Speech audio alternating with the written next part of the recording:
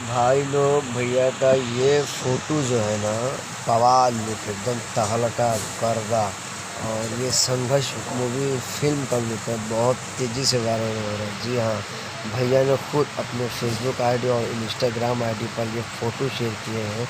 दोस्तों एकदम आग लगा देने वाला ये लुक है। भोजपुरी इंडस्ट्री में किसी स्टार का ऐसा लुक नहीं होगा, लेकिन हमारे सुपरस्टार हिट मशीन हम लोग के फेवरेट हीरो खेसारी लाल का ये ज़बरदस्त मूवी का लुक है। जी हाँ, संघर्ष 2 फिल्म का। और नवरात्रि के शुभ अवसर पर ये लुक को जारी किया गया है। बहुत तेज़ी से वायरल हो रहा है भैया का ये लुक वाला फ़ोटो।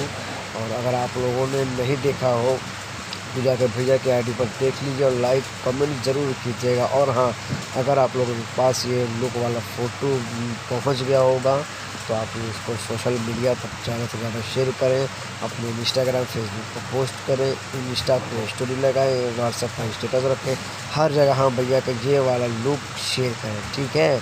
और बहुत ज़बरदस्त लग रहा है, मुझे तो बहुत एकदम आग बोले तो कड़क लग रहा है। आप लोगों को कैसा लग रहा है आप लोग वीडियो के कमेंट में ज़रूर बताइएगा। और वीडियो अच्छा लगा हो तो वीडियो को लाइक कीजिए, कमेंट कीजिए, शेयर कीजिए।